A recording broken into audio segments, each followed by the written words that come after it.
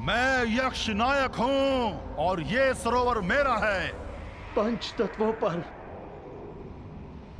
केवल परमेश्वर का अधिकार है, तो फिर इस जलाशय के जल का उपयोग करने से आप किसी को कैसे रोक सकते हैं? ऐसे कैसे किसी के प्राण ले सकते हैं आप? उत्तर दीजिए। मैं व्यर्थ विवाद नहीं करता हूं युधिष्ठिर।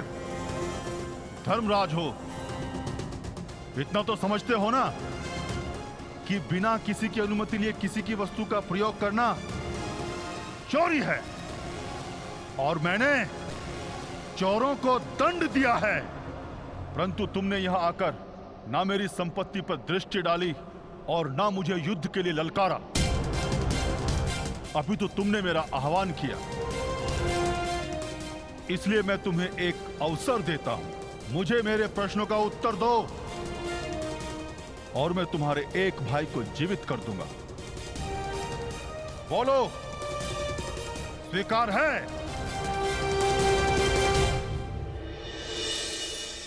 हे प्रभु, मैं नहीं जानती है कैसी लीला है, परंतु इस मां की परीक्षा मत लो। मेरे पुत्रों की रक्षा करो प्रभु, मेरे पुत्रों के। अपने भाइयों के पश्चात मुझे अपने जीवन का कोई मोह नहीं है महोदय।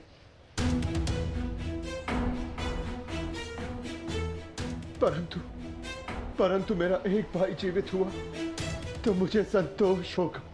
तो ठीक है, मेरा पहला प्रश्न, मनुष्य का सबसे बड़ा धर्म क्या है? मनुष्य का सबसे बड़ा धर्म अपना लक्ष्य पूरा करना है। और उसका लक्ष्य क्या है? अपना कर्तव्य पूरा करना।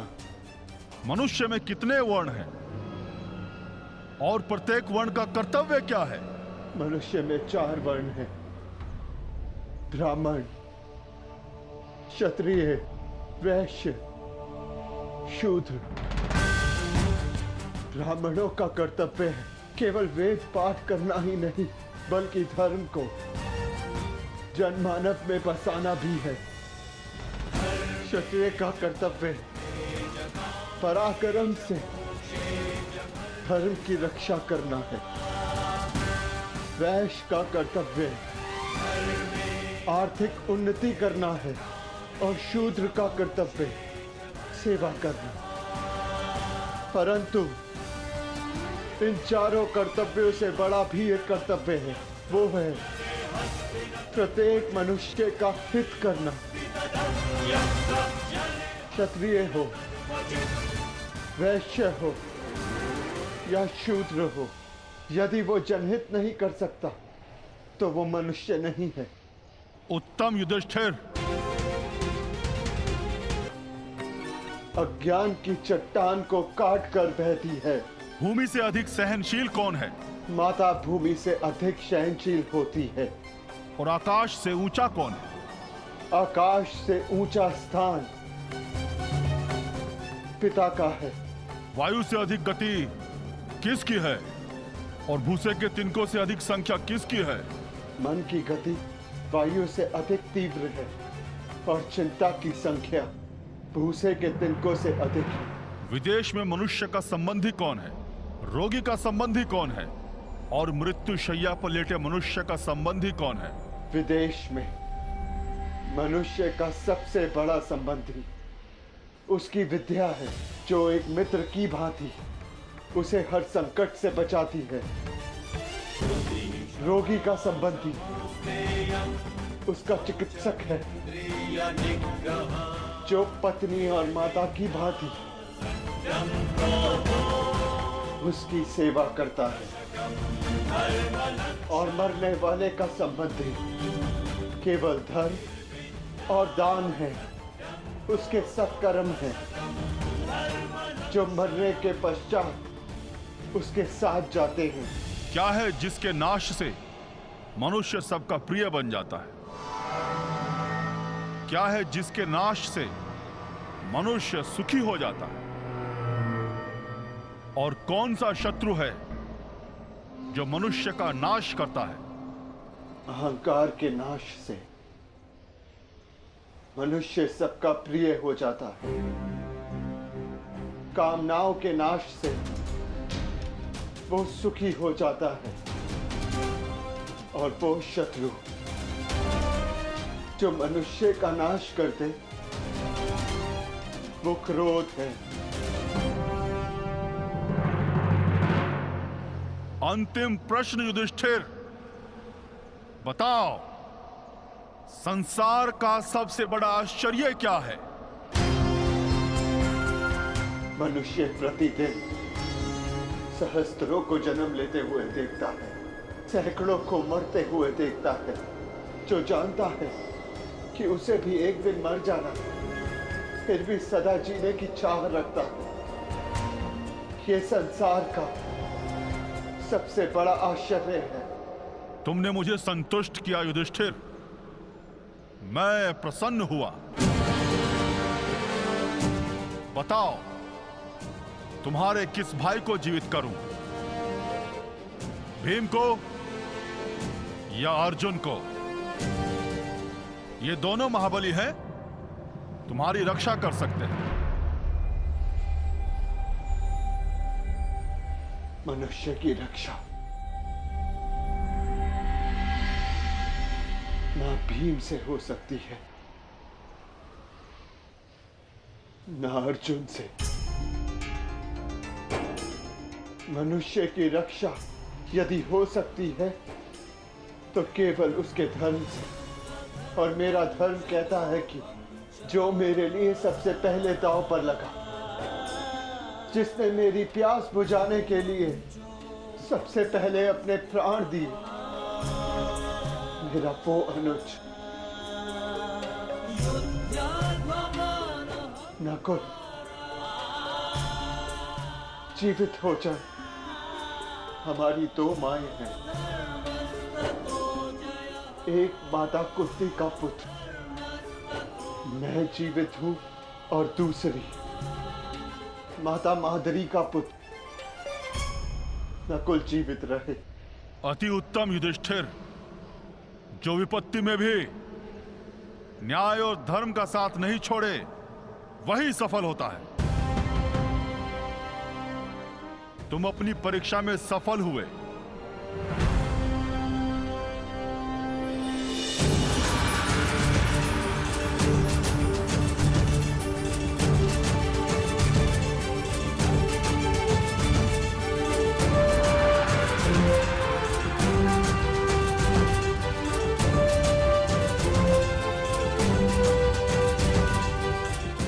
आज मैं पूरा संसार जीत के,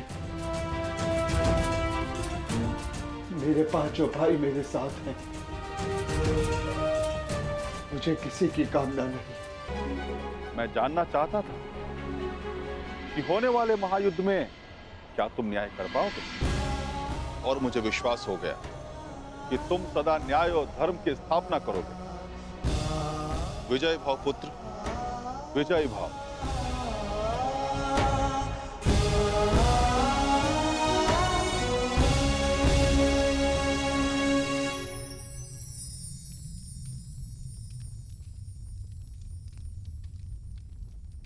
मेरे सभी पुत्र अब सुरक्षित हैं। धन्यवाद देव।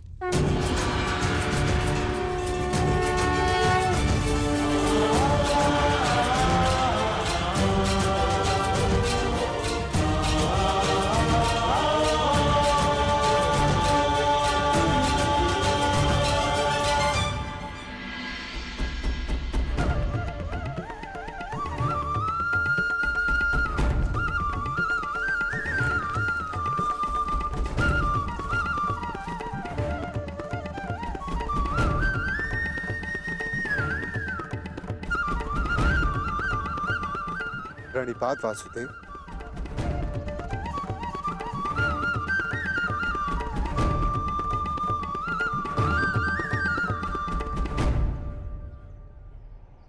आप यहां वासुदेव? हाँ धर्मराज, तुम एक परीक्षा में भले ही सफल हो गए, परंतु मैं यहां अगली परीक्षा के लिए तुम्हें सावधान करने आया हूं। कैसी परीक्षा माधव? अज्ञातवास की परीक्षा अर्जुन, जो सरल नहीं होगी। क्या उसके विषय में कुछ सोचा है? जैसे वनवास कट गया वैसे ही अज्ञातवास भी कट जाएगा माधव। नहीं युधिष्ठिर, मनुष्य को अपनी कठिनाइयों से निकलने के विषय में पहले सोच लेना चाहिए, क्योंकि कठिनाइयों का लाभ उठाने के विषय में उसके शत्रु पहले सोच लेते हैं। असंभव! कैसे हो सकता है ये? पांडव बचकर कैसे निकल गए?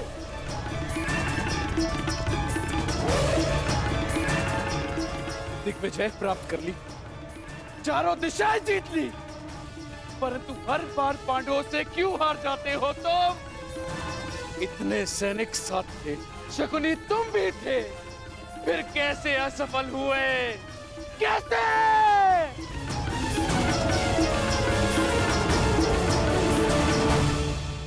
रुष्ट ना होइए महाराज, हम असफल नहीं हुए, क्योंकि पांडवों का अज्ञातवास भंग हो चुका है।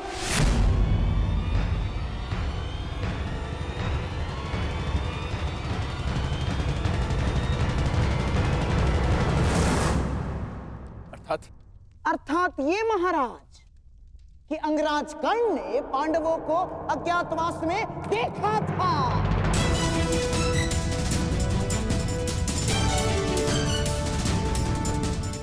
इसीलिए नीति अनुसार पांडवों का अज्ञातवास भंग हो चुका है।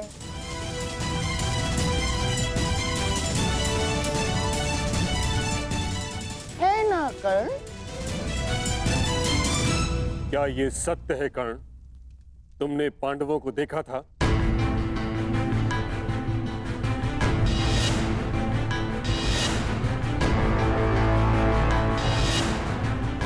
जानता हूं पुत्र, तुमने अवश्य पांडवों को देखा है, परंतु अब समय है कि उनके विरुद्ध एक और अधर्म को होने से रोका जा सके।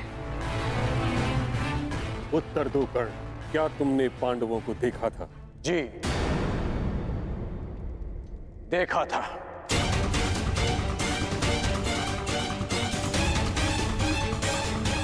क्या तुम्हारी बात का सत्यापन करने के लिए कोई साक्ष्य है? नहीं। ऐसा क्यों? जब तक सैनिक वहां पहुंचे, पांडव वहां से जा चुके थे, और मैंने गांधार राज और युवराज को बताया था कि पांडव मेरे समक्ष खड़े हैं, परंतु उन्होंने मेरी बात का विश्वास नहीं किया और दूसरी ओर चले गए। गांधार राज, अज्ञातवास के नियमों के अनुसार साक्ष्य को कुरुकुल के किसी सदस्य का समर्थन होना चाहिए। अंगराज के साक्ष्य होने पर किसका समर्थन है उन्हें?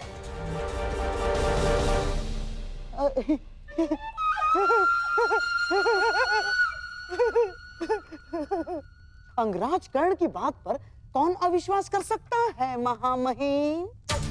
और उनके साक्ष्य होने पर स्वयं कुरुवंश के सम्राट दुर्योधन का समर्थन भी है, हैं? हाँ, मुझे अपने मित्र कर्ण के ऊपर पूर्ण विश्वास है।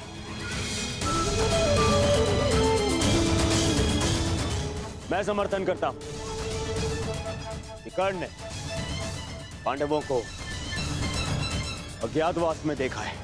युवराज, यदि तुम्हें विश्वास था तो कर्ण की बात ना मानकर दूसरी ओर क्यों चले गए? और आप गांधार राज, यदि आपको कर्ण की बातों पर विश्वास था तो आप उसके पास क्यों नहीं गए? इसका अर्थ यह है कि आपको कर्ण पर विश्वास नहीं था, अर्थात अज्ञातवास भंग नहीं हुआ।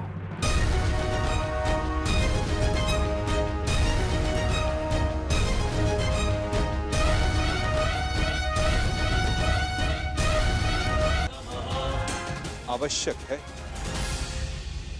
परंतु कहाँ माता? यदि किसी ने यह शस्त्र ढूंढ लिए तो?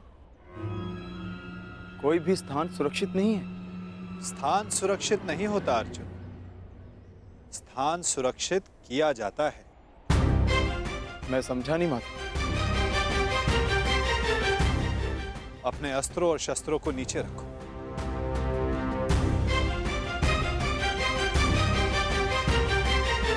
सखी, इस वृक्ष के पीछे श्वेत वस्त्र रखे हैं, उन्हें यहां लेकर आ जाओ। जी।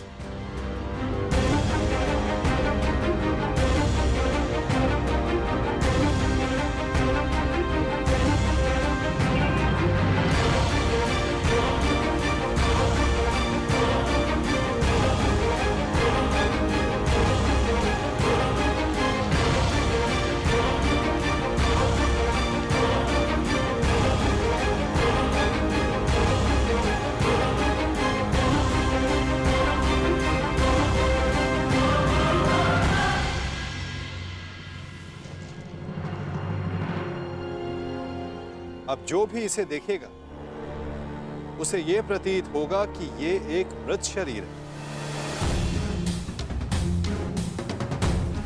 कुछ लोग भय के कारण तो कुछ लोग घृणा के कारण यहां नहीं आएंगे। इस शमी के वृक्ष पर 1 वर्ष तक ये अस्त्र और शस्त्र सुरक्षित रहेंगे। परंतु अब सबसे महत्वपूर्ण प्रश्न ये खड़ा होता है कि अज्ञातवास में जाओगे कहां?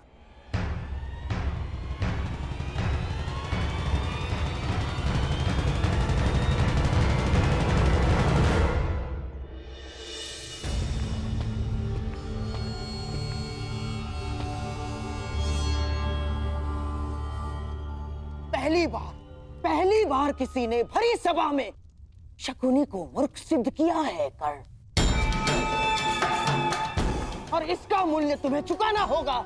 मैंने वन में भी सत्य कहा था और राजसभा में भी। मैं तुम्हें बस मामा जी, बस। एक दूसरे के ऊपर आरोप लगाने बंद कीजिए। तो हो गया। अपने घायल दम पर आरोप का मलहम लगाना बंद कीजिए। और तुम कौन? अपने आप को मेरा सेवक कहते हो ना? तो ठीक है, अब तुम मेरा आदेश मानोगे। जाके ढूंढो उन पांडवों को। केवल 1 वर्ष है मेरे पास, केवल 1 वर्ष। आर्यव्रत के सभी राजा या तो मेरे अधीन हैं और या मेरे मित्र। तो अब जाओ और ढूंढो इन्हें, गुप्तचर भेजो, जो करना है करो। परंतु मुझे सूचित करो कि पांडव कहां छुपे हैं। बस। जिस आर्यव्रत पर विजय पाने के लिए 12 वर्ष लग गए दुर्योधन, 12 वर्ष, वहां 12 महीनों में पांडवों को कैसे ढूंढ पाओगे तुम? अब हमें ये कार्य शक्ति से नहीं, युक्ति से करना होगा दुर्योधन। लीजिए, ये नई युक्ति आई, अर्थात मामाश्री। अर्थात पांडव किसी भी परिस्थिति में हमारे मित्र राष्ट्रों में नहीं जाएंगे ना।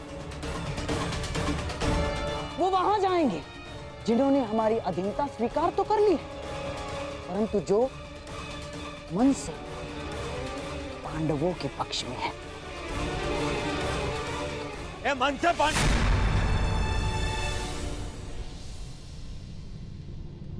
द्वारका। दुर्योधन को लगेगा कि तुम सब द्वारिका में छिपे हो, इसलिए वो अपने गुप्तचर द्वारिका और तुम्हारे मित्र राजाओं के यहां भेजेगा। और यदि वो कहीं असावधान होगा तो केवल उस स्थान पर जहां स्वयं उसके मित्र हैं, क्योंकि मनुष्य अपनी खोई हुई वस्तु कभी अपने ही आंचल में नहीं ढूंढता। मैं समझा नहीं। आपका संकेत क्या है वासुदेव? तुम विराट नगर जाओ युधिष्ठिर। विराट नगर के राजा केवल नाम के राजा हैं और वहां पर शासन रानी सुदेशना के भाई कीचक का चलता है और कीचक दुर्योधन का सबसे परम मित्र है। इसलिए दुर्योधन कभी सोच ही नहीं पाएगा कि तुम सब वहां छिपे हो। सूर्य भले ही मेघों में छिपा, परंतु उसका तेज बाहर आ ही जाता है। ठीक उसी प्रकार मनुष्य भी प्रकृति से भिन्न व्यवहार नहीं कर सकता दुर्योधन, है ना? ये वो कहीं मिष्ठान के प्रतिष्ठान पर होगा, उसकी भूख स्वयं उसका पता बता देगी। तुम्हें अपनी भूख पर नियंत्रण रखना होगा भीम। तुम वल्लभ बनकर विराट की भोजनशाला में काम करोगे।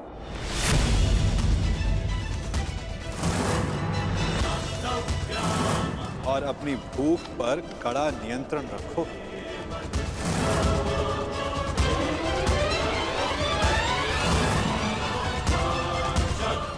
और अर्जुन,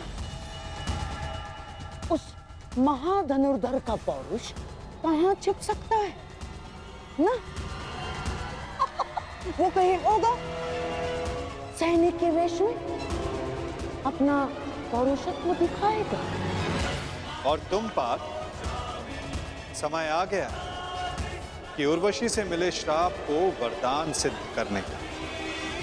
तुम्हें 1 वर्ष के लिए अपने पौरुष को त्यागना होगा। नपुंसक बृहन्नल्ला बनकर तुम राजा विराट की संगीतशाला में कार्य करो।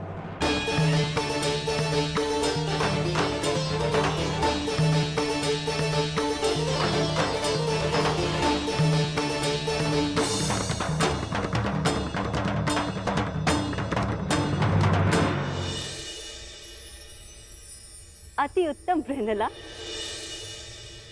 क्या तुम हमारी पुत्री उत्तरा को संगीत और नृत्य की शिक्षा दोगी?